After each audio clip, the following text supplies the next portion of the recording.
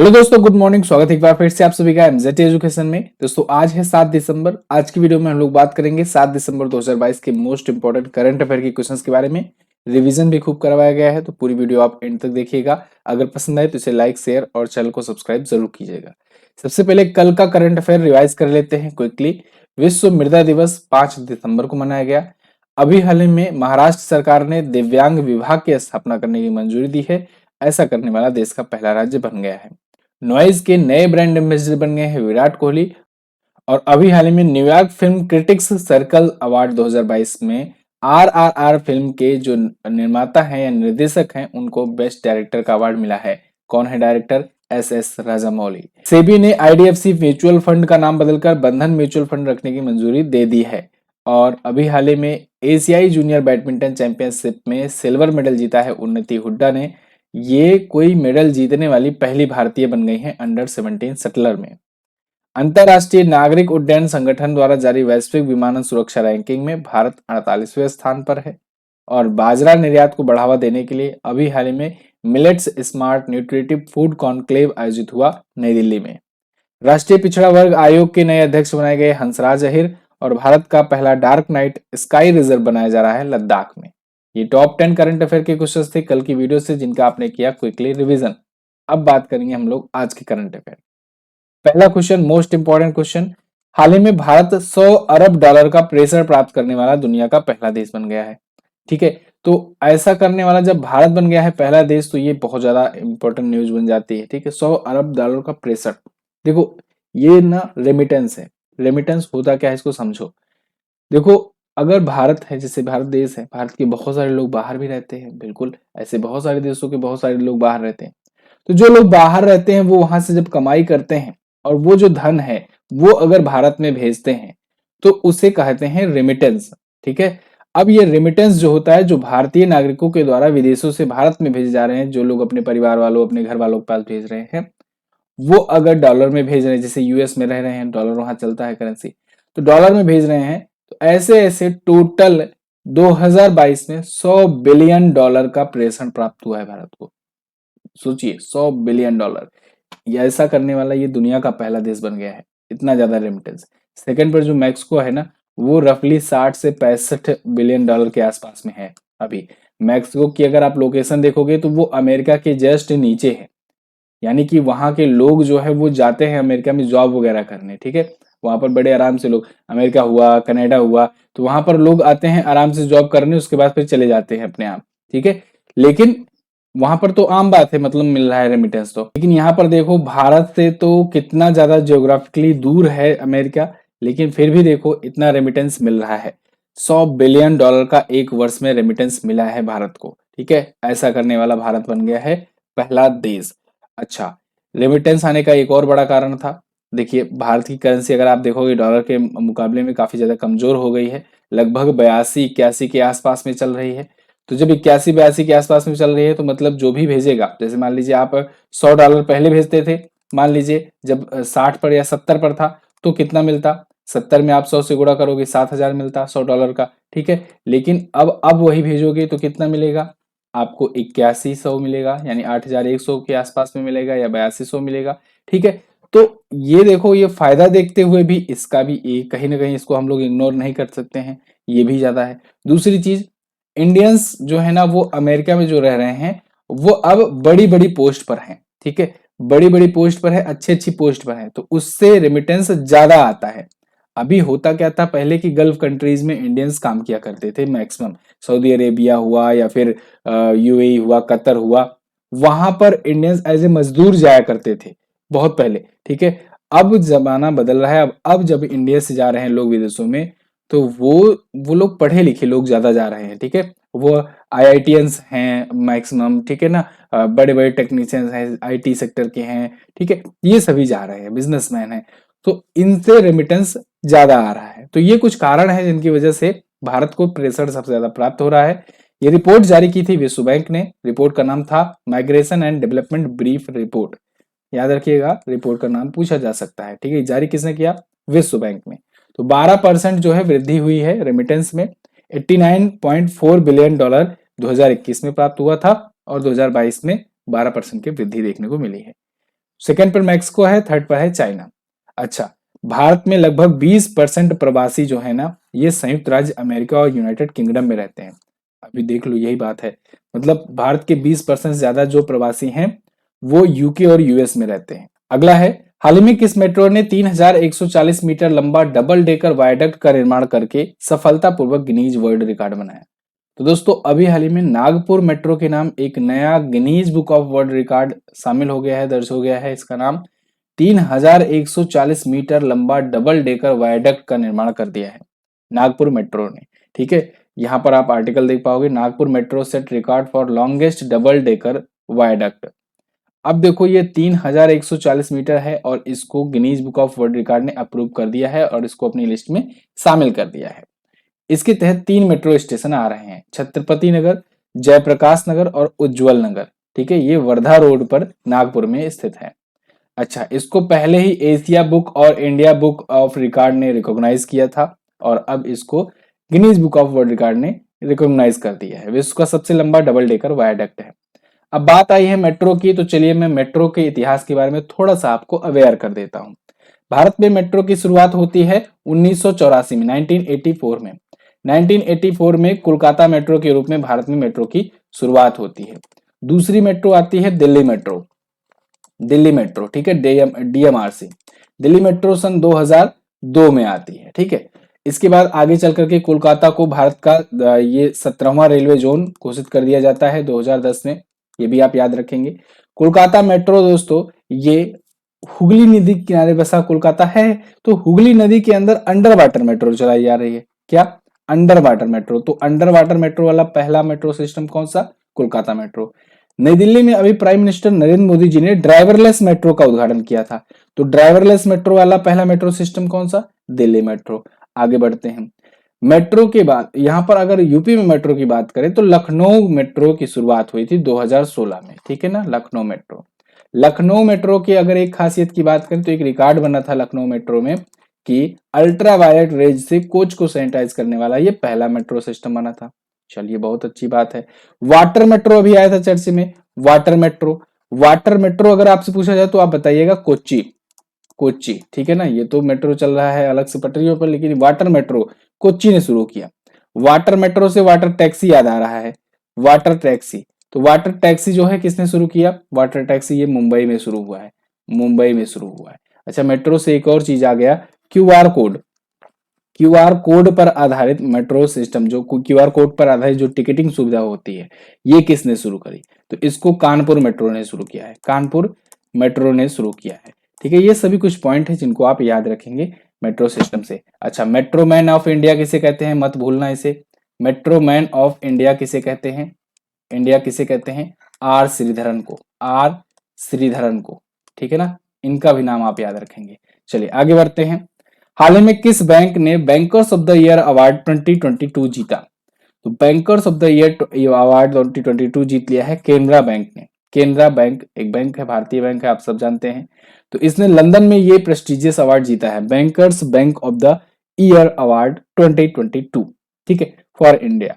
London में एक global banking summit आयोजित किया गया और उसमें भारतीय सेगमेंट के लिए bankers bank of the year का अवार्ड केनरा बैंक को मिला। 29 नवंबर से 1 दिसंबर तक ये सम्मेलन आयोजित किया गया था। केनरा बैंक के बारे में बात करें तो 1906 में इसकी स्थापना इसकी हुई थी और मुख्यालय इसका कहां पर है? बेंगलुरु में है, बेंगलुरु में इसका हेडक्वार्टर है। ठीक है ना, और एलवी प्रभाकर इसके एमडी और सीईओ हैं और यहाँ पर देखिए, चलिए मुख्यालय लिखा ही गया है। चलिए आगे देखते हैं। हाल ही में कहां पर दुनिया का पहला रियल टाइम गोल्ड एटीएम लगाया गया? तो दुनिया का पहला रियल टाइम गोल्ड एटीएम अभी हैदराबाद में लगाया गया है, एक नया वर्ल्ड रिकॉर्ड बन गया है। भारत का पहला गोल्ड एटीएम और दुनिया का पहला रियल टाइम गोल्ड एटीएम लगाया गया है। दोनों में थोड़ा सा डिफरेंस है, मैं भी आपको समझाता हूँ। सबसे पहले तो यहाँ पर आप आर्टिकल देख पाओगे टाइम्स ऑफ इंडिया का, Hyderabad gets India's first real time gold ATM. देखो, यहाँ पर बात हो रही है कि भारत में पहला गोल्ड एटीएम और दुनिया का पहला रियल टाइम गोल्ड एटीएम। सबसे पहले तो गोल्ड एटीएम समझो। गोल्ड एटीएम मतलब कि एटीएम मतलब होता है ऑटोमेटिक टेलर मशीन। तो ऑटोमेटिक टेलर मशीन मतलब कि ऑटोमेटिक आप कुछ चीजें प्राप्त करते हो जो। तो यहाँ पर गोल्ड की बात की जा रही है, तो यानी जैसे अब तक कैश प्राप्त करते थे ना, अब ऐसे आपको गोल्ड मिलेगा। आप क्रेडिट कार्ड या डेबिट कार्ड लगाओगे तो आपको गोल्ड निकलेगा, गोल्ड कॉइन मिलेंगे, ठीक है, इस एटीएम से। तो इसको ओपन क्यूब टेक्नोलॉजीज ने बनाया हुआ है। अब चूंकि भारत में ये पहला ऐसा एटीएम लगा है, इसीलिए गोल्ड का रिलेटेड, इसलिए कहा जा रहा है कि भारत का पहला गोल्ड एटीएम है। लेकिन क्या दुनिया में भी पहला है? नहीं, दुनिया में और भी बड़े बड़े कारनामे हैं और भी बड़े बड़े लोग ऐसे कर चुके हैं। तो यहाँ पर लेकिन दुनिया में हम लोग अलग कैसे हैं? हम लोग दुनिया में इसलिए अलग हैं कि दुनिया का पहला रियल टाइम गोल्ड एटीएम बनाया है। रियल टाइम गोल्ड एटीएम मतलब कि तुरंत ही आपको मिल जाएगा, ठीक है। जैसे होता नहीं कोई सुविधा होती है रियल टाइम पर, मतलब कि आपको तुरंत वास्तविक समय में तुरंत ही मिल जाता है वो चीजें, ऐसे ही यहाँ पर है। 8 प्रकार के सिक्के यहाँ से निकलेंगे अगर आप अपना डेबिट कार्ड या क्रेडिट कार्ड लगाते हो। 0.5 ग्राम के, 1 ग्राम के, 2 ग्राम के, 5 ग्राम, 10 ग्राम यानी 1 तोला, ठीक है, 20 ग्राम, 50 ग्राम और 100 ग्राम यानी कि 10 तोला। तो ये सभी ऑप्शंस वहां पर मौजूद मिलेंगे आपको। हैदराबाद का ये स्टार्टअप है ओपन क्यूब टेक्नोलॉजीज, इसने ये शुरू किया है, ठीक है। चलिए आगे देखते हैं। अच्छा, हैदराबाद जो है ये तेलंगाना की राजधानी है चूंकि, तो तेलंगाना के बारे में जान लेते हैं। इंडिया के मैप में देखोगे ये रहा तेलंगाना। तेलंगाना के जो सीएम है वो कौन है? करंट टाइम पर है के चंद्रशेखर राव। और गवर्नर है तमिलसाई सौंदरराजन। तमिलसाई सौंदरराजन को अभी अतिरिक्त प्रभार भी मिला हुआ है। कमेंट बॉक्स में बताओ कहाँ का अतिरिक्त प्रभार मिला है इनको। हुसैन सागर, निजाम सागर और भद्रकाली झील ये यहाँ की प्रमुख झीलें हैं। श्री सैलम टाइगर रिजर्व भी यहाँ पर है। इसके अलावा लोक नृत्य में पेरिनी थावलम है, ठीक है, बोनालू है। जिलों की संख्या 33, विधानसभा में 119, लोकसभा में 17 और राज्यसभा में 7 सीटें जाती हैं। राजकीय पशु है यहाँ का चित्तीदार हिरण, राजकीय पक्षी होता है इंडियन रोलर और राजकीय पुष्प होता है टेगेंडू। दोस्तों तेलंगाना जो है ना ये आंध्र प्रदेश से अलग हुआ था 2 जून 2014 को, 2 जून 2014 को। तो इसे आप याद रखेंगे। अपना बॉर्डर शेयर करता है छत्तीसगढ़ से, आंध्र प्रदेश से, कर्नाटका से, महाराष्ट्र से और थोड़ा सा उड़ीसा से भी। क्लियर? हैदराबाद आया है। हैदराबाद अभी दोस्तों डॉग पार्क खोलने वाला भी पहला ये बना था भारतीय शहर, ठीक है। पहली बार ये पहला डॉग पार्क खोला गया। पहला ओपन रॉक म्यूजियम भी यहीं पर खोला गया। इसके अलावा हैदराबाद में ही दोस्तों हैदराबाद क्रिकेट एसोसिएशन ने दुनिया का सबसे बड़ा क्रिकेट बैट भी लॉन्च किया था। आगे, हाल ही में किस देश में दूध उत्पादन बढ़ाने के लिए एनडीडीबी और अमूल ने तकनीकी सहायता प्रदान करने का फैसला लिया है? तो दोस्तों भारत जो है श्रीलंका को अब तकनीकी सहायता प्रदान करेगा कि दूध उत्पादन का कैसे इसको बढ़ाया जाए। भारत में दुग्ध क्रांति तो आपको पता है, दुग्ध क्रांति हुई थी और उसके बाद से अमूल ने दुग्ध क्रांति करी और उसके बाद से इंडिया देखो one of the largest export, one of the क्या मतलब लार्जेस्ट है ही, भारत दुनिया में सबसे ज्यादा एक्सपोर्ट करता है दूध, ठीक है। तो अमूल जो है ना इसके जो संस्थापक थे डॉक्टर वर्गीज कुरियन, जिनकी जयंती पर हम लोग 26 नवंबर को क्या मनाते हैं? राष्ट्रीय दुग्ध दिवस मनाते हैं। तो वो अमूल के ही स्थापना किए थे वो। तो अमूल वो कंपनी और एनडीडीबी ये दोनों मिल करके अब श्रीलंका की मदद करेंगे कि आप भी दूध का प्रोडक्शन तेजी से कर सको, ज्यादा मात्रा में कैसे कर सको, ठीक है ना। तो यहाँ पर आप बिजनेस स्टैंडर्ड का आर्टिकल देख पाएंगे फॉर द रेफरेंस। और एनडीडीबी की अगर बात करें, नेशनल डेयरी डेवलपमेंट बोर्ड, तो ये भारत की ऐसे डेयरी के से रिलेटेड, डेयरी विकास से रिलेटेड एक संस्था है। तो ये अमूल कंपनी के साथ जुड़ेगी। अच्छा, अमूल जो है ना ये प्रोडक्ट का नाम है, ध्यान रखिएगा। अमूल जो है ये प्रोडक्ट का नाम है, इसकी जो पेरेंट कंपनी है उसका नाम है Gujarat cooperative milk marketing federation, ठीक है, इतना लंबा नाम है। अच्छा, राष्ट्रीय दुग्ध दिवस तो आपने जान लिया। विश्व दुग्ध दिवस 1 जून को मनाया जाता है, ये भी आप याद रखो। श्रीलंका आया है तो श्रीलंका के बारे में चलिए देखते हैं वर्ल्ड मैप में इसकी लोकेशन, उसके बाद इसके बारे में बात करेंगे। चलिए, तो वर्ल्ड मैप में आप देख पाओगे यहाँ पर है अपना प्यारा भारत। यहाँ से आप नीचे आओगे, भारत के जस्ट नीचे आओगे तो ये दिख जाएगा आपको एक देश, पूर्वोत्तर का मोती कहा जाने वाला देश श्रीलंका। याद रखिएगा पूर्वोत्तर का मोती भी पूछा जा सकता है। श्रीलंका की कैपिटल होती है दोस्तों वैसे तो श्री जयवर्धनेपुरा कोट्टी, ठीक है, यहाँ पर है। लेकिन कोलंबो भी इसकी राजधानी होती है, दोनों इसकी कैपिटल होती है, ठीक है। श्रीलंका की करेंसी होती है श्रीलंकाई रुपया। यहाँ के प्रेसिडेंट वर्तमान में है रानिल विक्रमसिंघे। आपको पता है अभी इमरजेंसी लगी थी और वहां के जो प्रेसिडेंट वगैरह थे वो भाग खड़े हुए थे, गोटाबाया राजपक्षे, महिंदा राजपक्षे। यहाँ के वर्तमान में प्राइम मिनिस्टर कौन है? दिनेश गुणावर्धना। कौन? दिनेश गुणावर्धना जो है वो वर्तमान में प्राइम मिनिस्टर है। क्लियर? भारत बहुत मदद किया था अभी जब श्रीलंका क्राइसिस से जूझ रहा था तो, ठीक है। चलिए अब आगे बढ़ते हैं। अगला क्वेश्चन है टेक्निकल टेक्सटाइल पर भारत का प्रमुख शो टेक्नोटेक्स 2023 ये कहाँ आयोजित किया जाएगा?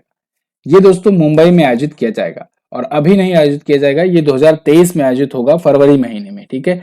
22 और 24 फरवरी, 22 से 24 फरवरी 2023 तक ये आयोजित होगा टेक्नोटेक्स 2023।